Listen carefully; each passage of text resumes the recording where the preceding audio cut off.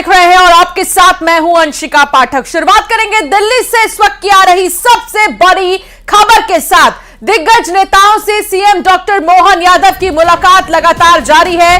थोड़ी ही देर में केंद्रीय मंत्री अनुराग ठाकुर से मिलेंगे मोहन यादव। अनुराग ठाकुर के आवास पर यह मुलाकात होगी, तो लगातार मुलाकात का सिलसिला जारी है और थोड़ी ही देर में मुलाकात करेंगे मोहन यादव अनुराग ठाकुर से और फिर चर्चा होगी कई चीजों को लेकर। आपको बता दें कि बीते कई दिनों से मोहन यादव आलाकमान से मिल रहे हैं, बातचीत कर रहे हैं और इसी सिलसिले में अनुराग ठाकुर से भी मिलने का जो पूरा स्केड्यूल है वो बनाया गया है। और जिस तरीके से कहा जा रहा है ज्यादा वक्त नहीं, थोड़ी ही देर में वो अनुराग ठाकुर से मिलेंगे और उसके बाद फिर वो भोपाल भी जा सकते हैं। तो अब क्योंकि दिल्ली में मुलाकात का दौर, दिल्ली में लगातार कई दिनों से मोहन यादव बने हुए हैं और ये सिलसिला इससे पहले भी कई बड़े दिग्गज नेताओं से मिलने के वक्त देखा गया था। जब वो अमित शाह से मिले थे, जेपी नड्डा से उन्होंने मुलाकात की थी। मुख्यमंत्री बनने के बाद कई लोगों से शिष्टाचार भेंट तो कई लोगों से राजनीतिक लिहाज से भेंट हो रही है और अब अनुराग ठाकुर के आवास पर मुलाकात होगी। विनीत संवाददाता साथ जुड़ गए हैं। विनीत, अनुराग ठाकुर से डॉक्टर मोहन यादव की मुलाकात होगी, किस सिलसिले में होगी और ये मुलाकात क्या महज शिष्टाचार भेंट माने या फिर राजनीतिक मुलाकात? आज ये निश्चित तौर पर मैं आपको बताना चाहूंगा कि अगर इस मुलाकात की अगर हम बात करें तो इसे शिष्टाचार भरा मुलाकात जो है वो हम कर सकते हैं, क्योंकि जिस तरह से हमने देखा कि मध्य प्रदेश के चुनाव में अनुराग ठाकुर ने प्रचार किया, उन्हें भी कई जगहों पर उन्होंने चुनाव प्रचार किया था और उसके बाद जो है वो जब जीत हासिल हो गई है, पार्टी को जीत हासिल हो गई है और मोहन यादव जो है वो मुख्यमंत्री बन गए हैं, उसके बाद वो उन्हें धन्यवाद देने के लिए शिष्टाचार भरा मुलाकात जो है वो कर रहे हैं। एक और बड़ी बात यहाँ पर मैं आपको बताना चाहूंगा कि जिस तरह से डॉक्टर मोहन यादव हैं, उनका खेलों के प्रति रुचि रहा है, कुश्ती संघ में वो रहे हैं और अगर हम अनुराग ठाकुर के बारे में बात करें तो केंद्रीय खेल मंत्री भी हैं, तो इस कारण भी उनकी मुलाकात जो है वो हम समझ सकते हैं शिष्टाचार भरी मुलाकात जो है इसे हम कर सकते हैं। इसके साथ ही साथ अगर हम बात करें प्रदेश के विकास के को लेकर के बात करें, प्रदेश में खेलों के विकास को लेकर के बात करें तो इस संबंध में भी उनकी चर्चा जो है वो हो सकती है, क्योंकि अगर हम देखें तो जिस तरह से खेलो इंडिया का प्रसार हो रहा है, प्रधानमंत्री नरेंद्र मोदी व्यक्तिगत तौर पर खेलो इंडिया की बात करते हैं और जिस तरह से हमने देखा कि प्रधानमंत्री नरेंद्र मोदी के चेहरे पर वह चुनाव लड़ा गया और वह मोहन यादव जो है वो खुद खेल में संघ से जुड़े हुए हैं, खेल को पसंद करते हैं, तो निश्चित तौर पर प्रदेश में खेल के विकास को लेकर के भी दोनों में ही बड़े नेताओं के बीच में चर्चा होगी। हालांकि इसे शिष्टाचार भरा मुलाकात कहा जा रहा है, लेकिन इस मुलाकात में निश्चित तौर पर प्रदेश के विकास को और मुख्य तौर पर खेल के विकास को लेकर के भी चर्चा जो है वो हो सकती है। हालांकि अभी तक तो कई ऐसे मंत्री हैं जिनके नामों का ऐलान नहीं किया गया है। मंत्रिमंडल की लिस्ट अभी आनी बाकी है। मंत्रिमंडल की लिस्ट के साथ साथ विभागों का बंटवारा भी बहुत बड़ी चीज है।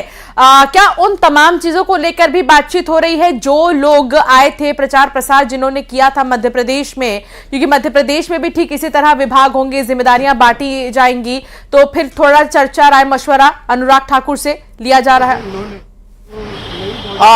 जी निश्चित तौर पर अनुराग ठाकुर की भी राय ली जाएगी, लेकिन अगर हम बात करें मंत्रिमंडल विस्तार की बात करें तो आज सुबह जब बीएल संतोष के साथ उनकी मुलाकात हुई तो निश्चित तौर पर इस मुलाकात को हम इस पृष्ठभूमि में भी देख सकते हैं, क्योंकि बीजेपी की 22 और 23 को जो पार्टी पदाधिकारियों की बैठक हुई जिसमें प्रधानमंत्री नरेंद्र मोदी भी आए थे, बीजेपी राष्ट्रीय अध्यक्ष जेपी नड्डा भी थे, जो दूसरा दिन था वहां पर अमित शाह भी आए थे। तो निश्चित तौर पर जिस तरह से रणनीति बनी हुई, जिस तरह से लोकसभा चुनाव को जीतने को लेकर के चर्चा हुई और साथ ही साथ 2024 के चुनाव में 10% वोट जो है वो आगे बढ़ाने की बात हुई, तो निश्चित तौर पर इन सभी को ध्यान में रख करके मंत्रिमंडल विस्तार को लेकर के सुबह ही जब बीएल संतोष के साथ मुलाकात हुई थी तो वहां पर इस बात की चर्चा जो है वो निश्चित तौर पर हुई होगी। हालांकि अगर हम बात करें अनुराग ठाकुर के साथ मुलाकात की बात करें तो इसकी संभावना कम है कि यहाँ पर मंत्रिमंडल के विस्तार को लेकर के चर्चा होगी, लेकिन निश्चित तौर पर यहाँ पर खेलों को विकास को लेकर के प्रदेश में, मध्य प्रदेश में खेल के विकास को लेकर के चर्चा जो है वो अधिक होगी, क्योंकि अनुराग ठाकुर जो है वो खेल मंत्री है और डॉक्टर मोहन यादव जो है उनकी भी खेल के प्रति रुचि जो है वो काफी अधिक है। चलिए, आपसे आगे भी जानकारी लेते रहूंगी। फिलहाल बहुत शुक्रिया जानकारी साझा करने के लिए विनीत। आपने बताया कि ये मुलाकात बेहद खास है, शिष्टाचार भेंट भी है, हालांकि राय मशवरे लिए जाएंगे प्रदेश के विकास के लिए।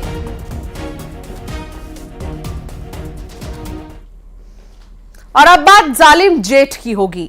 रतलाम में एक जेठ ने अपनी बहू के साथ मारपीट कर उसे जला दिया। जी हां, आरोपी को शक था कि उसके छोटे भाई की मौत की वजह उसकी बहू है। मामला रिंगनौद थाना के ढोढर कस्बे का है। मृतका के पति ने 1 साल पहले आत्महत्या कर ली थी और पति की मौत के बाद महिला ससुराल में ही 2 बच्चों के साथ रह रही थी। वारदात के बाद परिजनों ने महिला का शव जावरा एसडीएम कार्यालय के बाहर रखकर प्रदर्शन किया है और आरोपी जेठ को सजा देने की बात की जा रही है। इतना ही नहीं, आरोपी का घर तोड़े जाने की अब मांग हो रही है।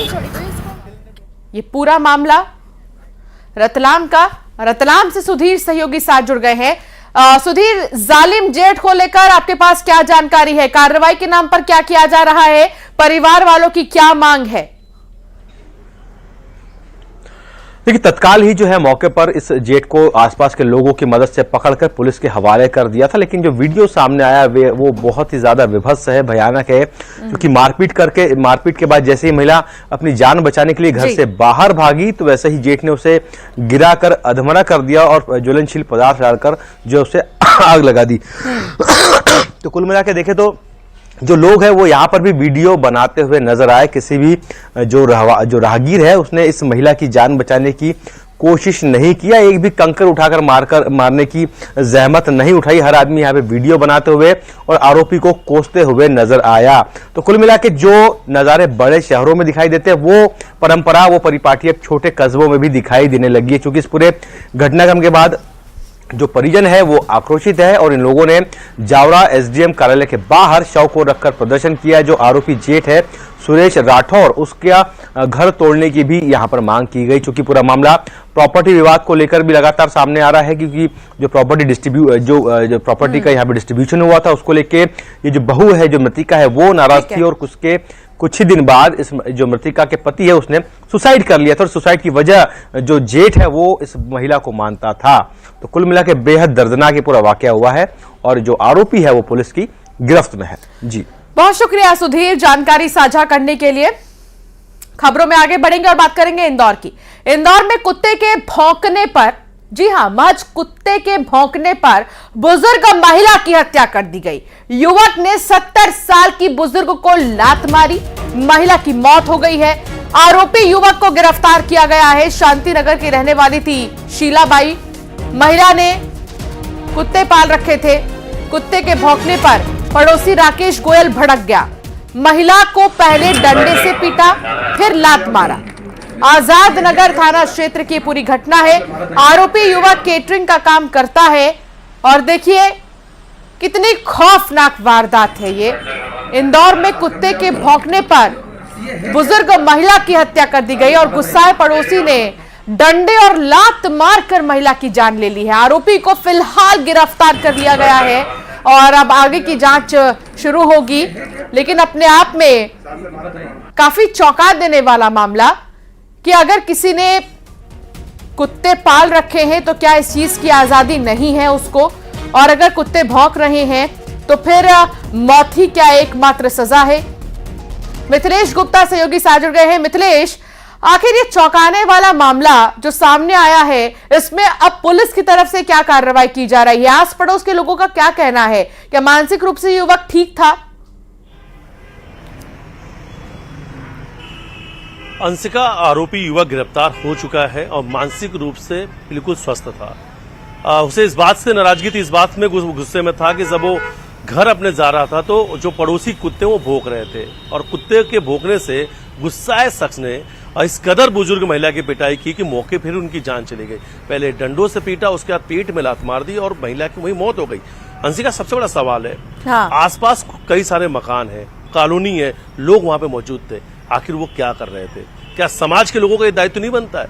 अगर एक बुजुर्ग महिला है जिसके साथ एक युवक बेरहमी से पिटाई कर रहा है, उस पर डंडे से वार कर रहा है और उसके साथ में इस कदर मारपीट करता है कि उसकी जान चली जाए, और समाज के लोग वहां पे खड़े होकर देखते हैं, ये बड़ी हैरान कर देने वाली तस्वीर है। और समाज के लिए भी बड़ी गंभीर सवाल खड़े करते हैं कि आखिर इस समाज में जो कुछ हो रहा है, क्या उसके सिर्फ ये आरोपी, जो ये इस टाइप के आरोपी लोग हैं जो इस प्रकार घटनाओं का अंजाम देते हैं, क्या सिर्फ यही गुनहगार है? क्या समाज गुनहगार नहीं है? ये अपने आप में बड़ा सवाल उठता। और ये सिर्फ पहली घटना नहीं है अंशिका, इससे पहले ही महज 4 से 5 महीने पहले ही कुत्ते का एक विवाद होता है।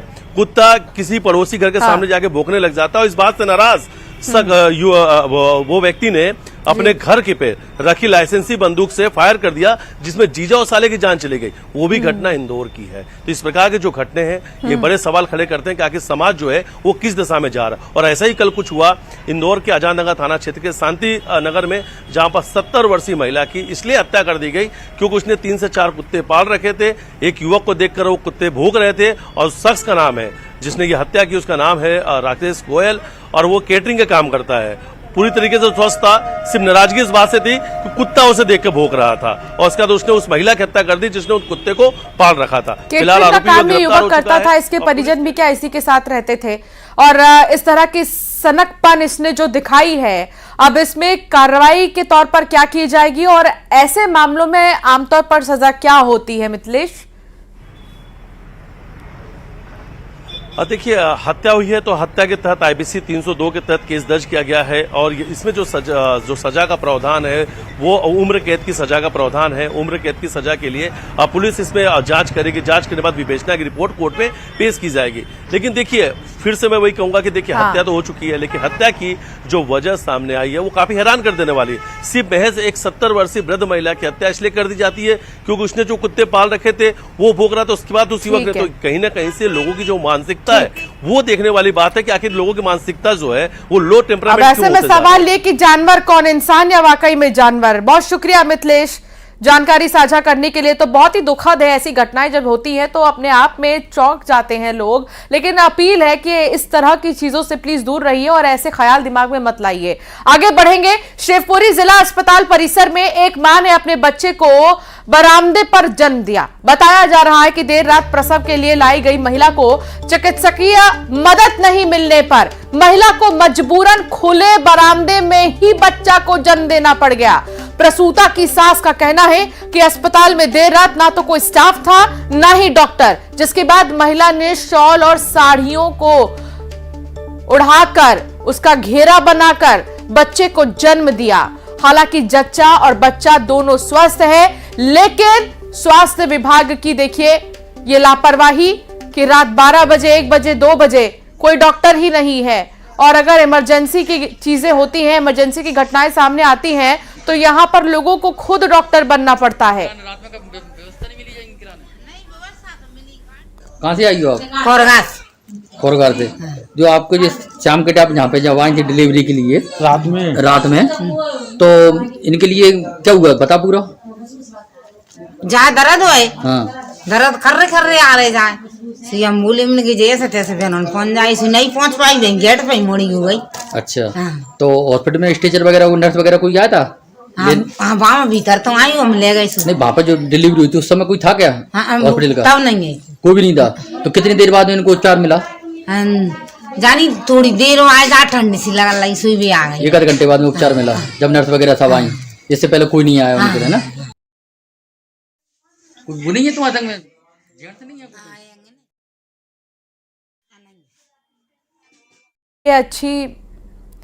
ये अच्छी बात है कि जच्चा और बच्चा दोनों स्वस्थ हैं और बरामदे में जन्म देने को मां मजबूर हो गई।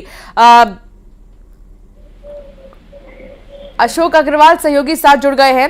अशोक, मजबूरी में एक मां ने बरामदे में बच्चे को जन्म दिया, आखिर क्यों ऐसी हालत है यहाँ अस्पतालों की? हाँ बिल्कुल, मैं आपको बता दूं कि ये शिवपुरी जिला चिकित्सालय का मामला है। जब देर रात एक सास अपनी बहू को लेकर जिला चिकित्सालय आई और वह उसे भर्ती कराने का प्रयास कर रही थी क्योंकि उसको डिलीवरी होना थी, लेकिन अस्पताल प्रबंधन की ओर से कोई भी चिकित्सीय स्टाफ उन्हें नहीं मिला और प्रसूता को तेज दर्द होने लगे। और इसी बीच जब सास को लगा कि कोई उसको सुविधा नहीं मिल पा रही है तो उसी ने साड़ी और शॉल की मदद से उस प्रसूता को। ठीक है, बहुत शुक्रिया जानकारी साझा करने के लिए अशोक। ग्वालियर की बात करेंगे। ग्वालियर में रिश्तों को शर्मसार कर दिया गया है, रिश्तों का कत्ल हो गया है। पति ने पत्नी को मौत के घाट उतारा, मोबाइल पर युवक से बात करने पर उसकी हत्या कर दी। आरोपी को पुलिस ने गिरफ्तार कर लिया है। जनकगंज थाना क्षेत्र का यह पूरा मामला, गोल पहाड़िया की यह घटना है। रिश्तों का कत्ल देखिए, चंद मिनटों में पति ने पत्नी को मौत के घाट उतार दिया। और उसकी गलती क्या थी? मोबाइल पर युवक से वो बात कर रही थी।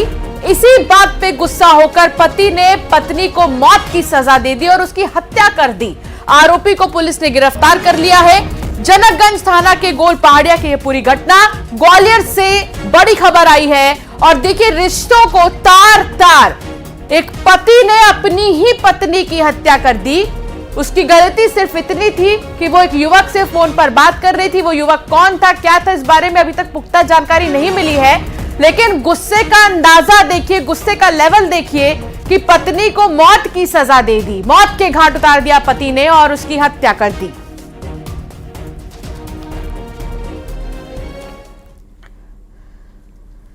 दिल्ली से खबर आ रही है, जहां कुश्ती संघ पर सरकार ने बड़ा एक्शन लिया है। खेल मंत्रालय ने नए कुश्ती संघ को निलंबित कर दिया है। कुश्ती संघ की पूरी टीम को निलंबित किया गया है। संजय सिंह नहीं रहे कुश्ती संघ के अध्यक्ष। दरअसल लगातार पहलवान सड़कों पर प्रदर्शन करने उतरे थे और फिर वो लगातार मांग कर रहे थे न्याय की और तमाम चीजें। उनका कहना था, उनका यह भी कहना था कि संजय सिंह ब्रजभूषण शरण सिंह के करीबी है और उनका जो चयन किया गया है वो सही नहीं है, हम इससे खुश नहीं है। जिसके बाद बजरंग पुनिया ने भी गुस्सा जाहिर करते हुए पद्मश्री वापस करने की बात की और फिर रख भी दिया था उन्होंने बीच सड़क पर पद्मश्री।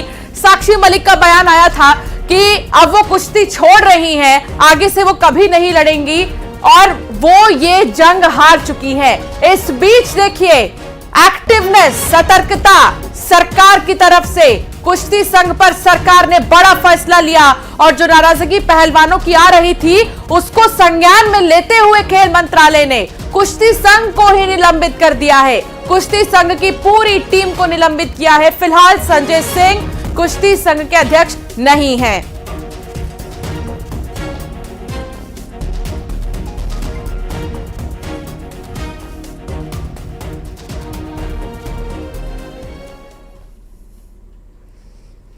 बिलासपुर में क्रिसमस की तैयारियां जोरों पर हैं। बड़ा दिन मनाने के लिए शहर के सिविल लाइन, भारत माता स्कूल, तारबाहर मिशन अस्पताल स्थित गिरजाघरों को आकर्षक लाइटों से सजा दिया गया है। और ये खूबसूरत तस्वीर आप देखिए कि किस तरीके से चर्च को सजाया गया है। मसीहन शहर के अलग अलग हिस्सों में देर रात तक कैरोल सिंगिंग कर यीशु का संदेश पहुंचा रहे हैं। मिशन अस्पताल परिसर में डॉक्टर दंपत्ति ने क्रिसमस के अवसर पर मेगा क्रिसमस ट्री तैयार किया है। ट्री की ऊंचाई 25 फीट है, जो खासा आकर्षण का केंद्र बनी हुई है और हर कोई यहां पर पहुंच रहा है। आज जिस तरीके से यहां पर तैयारियां की गई हैं 25 दिसंबर के लिए, खासतौर पर 25 दिसंबर ज्यादा दूर नहीं, महज एक दिन बाकी है। और देखिए कितने खूबसूरती से इलाके में जितने भी गिरजाघर हैं उन्हें सजाया गया है। और अब बात होगी बलरामपुर की। बड़ी खबर आ रही है, धान समिति में किसानों से वसूली का मामला सामने आया और खुलेआम पैसा वसूलने का वीडियो वायरल हो रहा है। युवक किसानों से पैसे की डिमांड कर रहा है। अधिकारियों की निगरानी के बावजूद वसूली का खेल खुलेआम चल रहा है। धान खरीदी केंद्र बगरा का एक वीडियो वायरल हुआ है और वायरल वीडियो की न्यूज 18 पुष्टि नहीं करता। आप एक बार इस वीडियो को देखिए। युवक कैसे धीरे से 500 रुपए का नोट लेता है और जेब में डाल लेता है। इस तरीके से वसूली हो रही है। हालांकि एक तरह से यहां पर किसानों के लिए समस्या ही है कि आखिर वो किसान जो पैसे नहीं दे सकते उनका नंबर कब आएगा।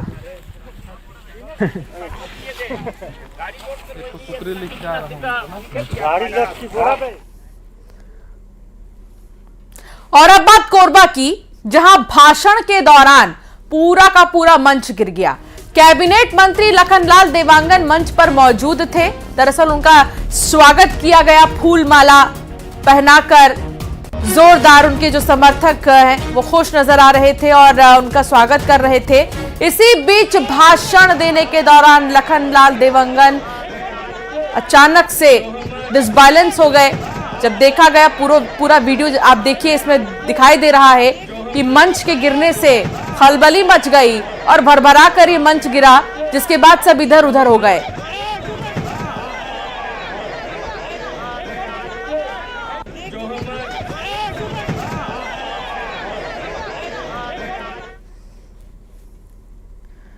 और एक नजर टॉप 20 खबरों पर।